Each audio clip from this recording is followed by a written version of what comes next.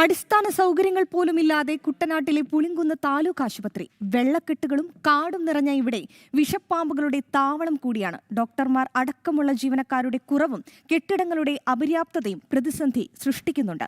ആശുപത്രിയുടെ ദുരവസ്ഥയ്ക്ക് പരിഹാരം ആവശ്യപ്പെട്ട് BJP പ്രക്ഷോഭത്തിലാണ്. കുട്ടനാട്ടിലെ ഏക താലൂക്ക് ആശുപത്രിയാണ് പുളിങ്കുന്നിലുള്ളത്. മുമ്പ് ഇവിടെ പ്രസവ ചികിത്സയും ശസ്ത്രക്രിയയും ഒക്കെ നടന്നിരുന്നു. എന്നാൽ ഇന്ന് സ്ഥിതി വളരെ ശോചനീയമാണ്.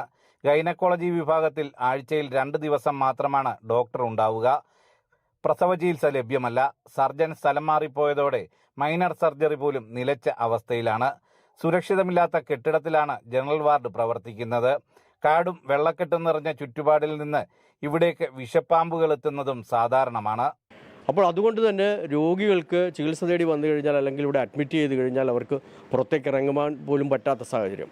ഞങ്ങൾക്ക് മനസ്സിലാക്കാൻ കഴിഞ്ഞത് ഇവിടുത്തെ അധികാരികൾ ഇവിടെ അഡ്മിറ്റാവുന്ന രോഗികൾക്ക് കൊടുക്കുന്ന നിർദ്ദേശങ്ങൾ പ്രധാനപ്പെട്ട ഒന്ന് ഇവിടെ പുറത്തേക്ക് ഇറങ്ങരുതെന്നുള്ളതാണ്. കാരണം ഏത് സമയം പുറത്തേക്ക് ഇറങ്ങിക്കഴിഞ്ഞാൽ പാമ്പുകൾ ആക്രമിക്കുന്നൊരു സാഹചര്യമുണ്ട്, പാമ്പുകൾ കൊത്താനുള്ള സാഹചര്യങ്ങളൊക്കെ ഉണ്ട്. അപ്പോൾ അത്തരത്തിലുള്ളൊരു പ്രതിസന്ധി ഈ ആശുപത്രി വളരെ ഗുരുതരമായി നേരിടുകയാണ്. കൊതുകുകൾ മുട്ടയിട്ട് പെരുകുന്ന ആശുപത്രി വളപ്പിൽ പുഴമീനുകൾ സുലഭമാണ്.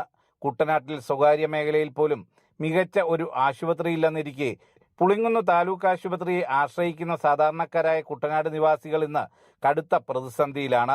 പകർച്ചവ്യാധികളും ക്യാൻസർ രോഗികളും ധാരാളമുള്ള ഈ പ്രദേശത്തോടുള്ള സർക്കാരിന്റെ അവഗണനയുടെ ഉദാഹരണം കൂടിയാണ് ഈ ആശുപത്രി. അങ്ങനെ എല്ലാ തരത്തിലും നമ്മുടെ മറ്റ് താലൂക്കുകൾ അല്ലെങ്കിൽ നമ്മുടെ സംസ്ഥാനത്തെ മറ്റ് ആശുപത്രികളുമായിട്ട് താരതമ്യം ചെയ്യുമ്പോൾ ഏറ്റവും പാവപ്പെട്ട ആളുകൾ, അതായത് കർഷകരും കർഷക തൊഴിലാളികളും മറ്റ് പാവപ്പെട്ട ആളുകളും തിങ്ങിപ്പാർക്കുന്ന ഈ കുട്ടനാടൻ മേഖലയിലേക്ക് അവിടുത്തെ ആളുകളുടെ ഈ ചികിത്സയുമായി ബന്ധപ്പെട്ട കാര്യത്തിൽ അല്ലെങ്കിൽ ആരോഗ്യ മേഖലയുമായി ബന്ധപ്പെട്ട കാര്യത്തിൽ കടുത്ത അവഗണനയും കെടുകാര്യസ്ഥതയുമാണ് അധികാരിയുടെ ഭാഗത്തു നിന്നുണ്ടായിട്ടുള്ളത്.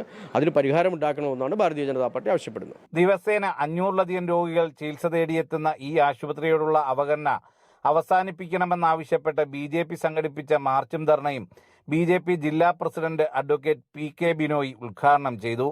ക്യാമറാമാൻ സുമേഷ് പുന്നമടയ്ക്കൊപ്പം സുധീഷ് ഗോപാൽ, ജനം, ആലപ്പുഴ.